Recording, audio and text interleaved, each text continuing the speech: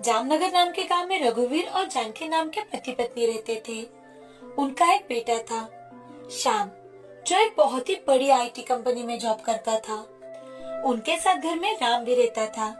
राम रघुवीर के दोस्त का लड़का था, जिसके माता पिता उसके बचपन में ही दुर्घटना में चल बसे थे।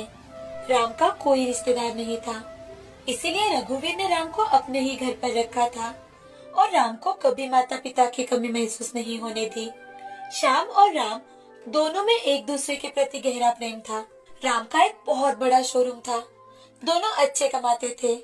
साथ ही साथ उनके घर में रघुवीर की बहन राधा भी रहती थी। वो एक विधवा थी। राधा बुआ का उनके घर में बहुत बड़ा योगदान था, इसीलिए घर में उनके बहुत चलती थी। कोई उनकी बात को नहीं टालता था। एक दिन राधा रघुवीर के पास आती है और उनसे, भैया, क्या अपने दोनों लड़कों को जिंदगी भर कुंवारा ही रखना है?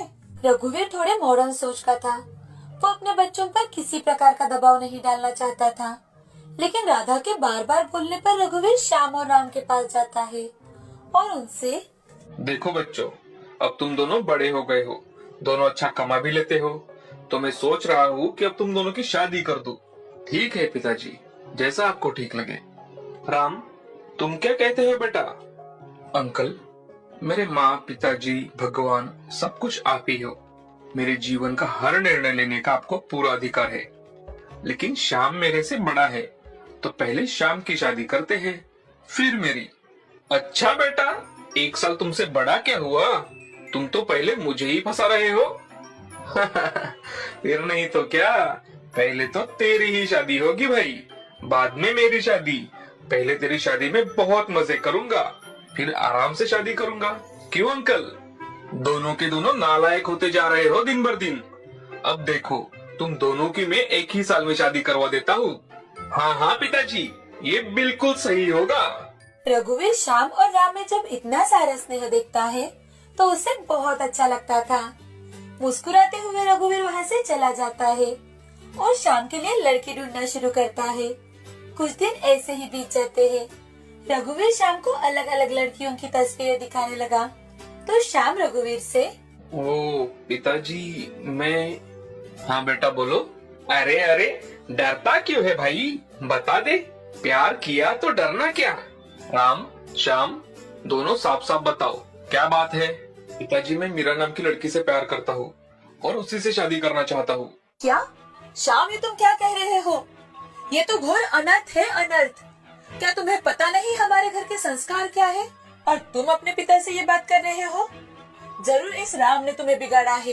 अरे वाह, ये लो, मैं भला उसे क्यों बिगाड़ूंगा? शाम की कंपनी में ही जॉब करती है मेरी होने वाली भाभी। अरे यार राम, तू तो आज मुझे मरवा ही देगा। जरा चुप हो जा भाई। वो बुआ, बस जरा बात तो सुन लो मेरी। चुप करो, तुम्हारी शादी इनमें से ही एक के साथ होगी। भूल जाओ कि तुम किसी और लड़की से प्यार करते हो।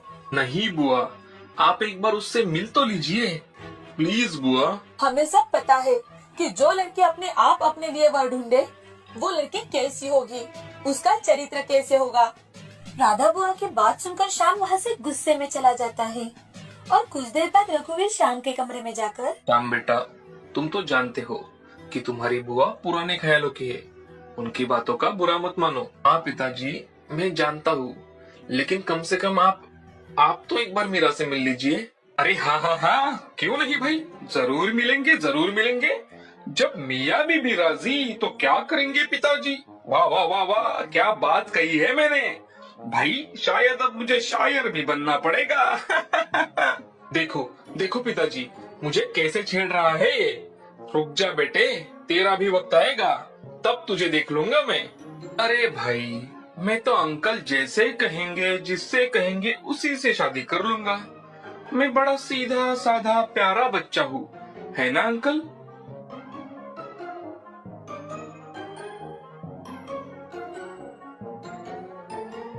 अरे बदमाशो, अब तुम्हारे लिए मुझे तुम्हारी बुआ को मनाना पड़ेगा। लेकिन हाँ, शादी अरेंज मैरिज की तरह ही करेंगे, ताकि तुम्हारी बुआ को भी बुरा ना लगे। थैंक यू पिताजी, थैंक यू सो मच। अच्छा बेटे, पिताजी ने हाँ क्या बोल दिया, तुम तो हमें ही भूल गए। इतनी खुशी, इतनी खुशी। अरे भाई, तुम्हें सबसे बड़ा वाला थैंक यू। चलो पहले ये बात मैं मीरा को बता देता हूँ। रुको, अभी कॉल करता हूँ मीरा को। हाँ भाई, बता दे बता दे। अब हम तो जा रहे हैं हमारे काम पर, तुम करो एंजॉय। श्याम बहुत खुश था। वो मीरा को कॉल कर सारी बात बताता है। मीरा श्याम के ऑफिस में ही काम करती थी, जो बहुत ही सुशील और संस्कारी लड़की थी। अब श्याम और मीरा की अरेंज मैरिज की तरह ही बड़े धूमधाम से शादी हो जाती है। सभी बहुत खुश थे। श्याम और मीरा की शादी की सारी रस्में खत्म हो चुकी थी कि एक दिन राधा बुआ, श्याम, शादी की सारी रस्में पूरी हो चुकी है, लेकिन सबसे खास रस्म अभी बाकी है। वो कौन सी बुआ? अरे बेटा, हमारे कुलदेवी का दर्शन तो अभी बाकी है। जब तक तुम दोनों कुलदेवी का दर्शन नहीं कर लेते, तब तक तुम दोनों अपना पारिवारिक जीवन शुरू ही नहीं कर पाओगे। हमें कल ही कुलदेवी के दर्शन के लिए जाना होगा। चलो अब सब सो जाओ, कल सुबह हम जल्दी ही निकलेंगे।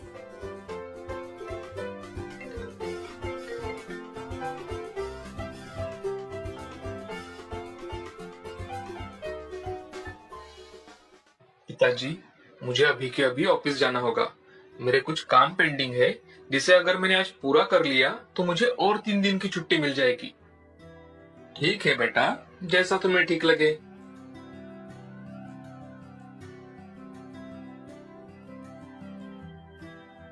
मीरा, मुझे कुछ काम से ऑफिस जाना पड़ रहा है, मैं जल्दी वापस आ जाऊंगा।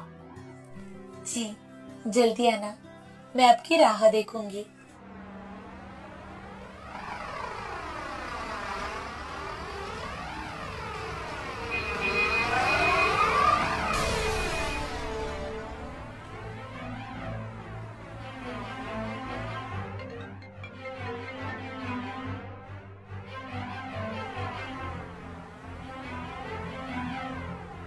हेलो, अरे सुनिए भाई साहब, ये मोबाइल जिनकी जेब से मिला है, उनका बहुत जोर से एक्सीडेंट हो चुका है और उनकी वहीं पर मौत हो चुकी है।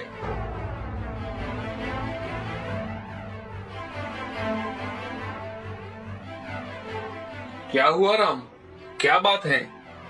अंकल, शाम का एक्सीडेंट हुआ है और उसी में उसकी डेथ हो गई है अंकल।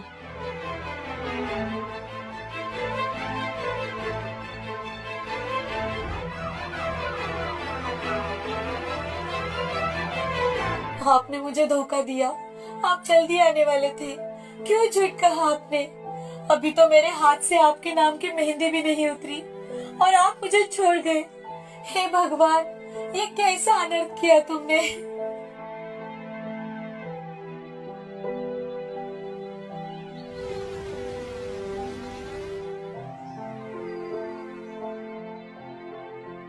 बहन जी, मैं चाहती थी कि अब मैं अपनी बेटी को अपने साथ लेकर घर जाऊं। नहीं माँ, मैं शाम की यादों के साथ यही रहना पसंद करूंगी। मेरे शाम की यहाँ कई सारी यादें बसी हुई है माँ, मैं यही रहूंगी माँ।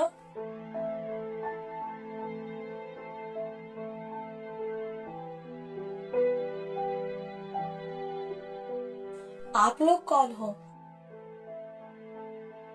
भाभी, मैंने ही इन औरतों को यहाँ बुलाया है। अब मीरा को शाम की विधवा बनकर ही जीना पड़ेगा। अब मीरा का केश ओपन करना होगा, उसके सारे बाल निकालने होंगे। अब वो पूरी जिंदगी भर कभी भी सच सवर नहीं पाएगी। बुआ जी, आप भी क्या बातें कर रही हो? मीरा की उम्र ही क्या है और आप उसके ऊपर इतने सारे रोक कैसे लगा सकती हो?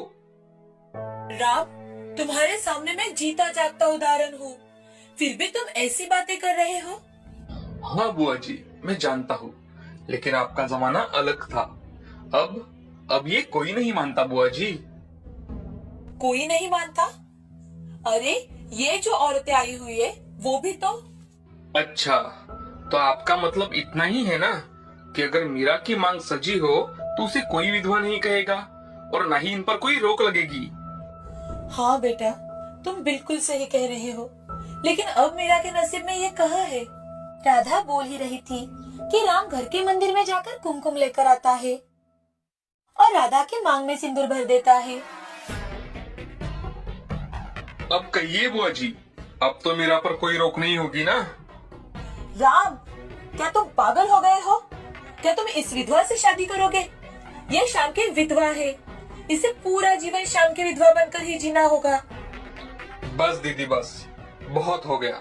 मैंने आज तक आपसे कभी कोई बहस नहीं की, लेकिन राम ने आज जो कुछ भी किया है बिल्कुल सही किया है। अरे ये लड़की इस घर को लगी पनौती है, पनौती। इसने तुम्हारे एक बेटे को निगल लिया है, फिर भी तुम इसी की ओर से बोल रहे हो। दीदी, जब आप विधवा हुई तब मैं बहुत ही छोटा था, इस कारण मैं कुछ नहीं कर पाया। लेकिन अब नहीं दीदी, मीरा हमारी बेटी की तरह है। एक बार उसकी जगह अपने आप को रख कर देखो। उसकी जिंदगी की नई शुरुआत होने से पहले ही उसके साथ ऐसा हुआ है।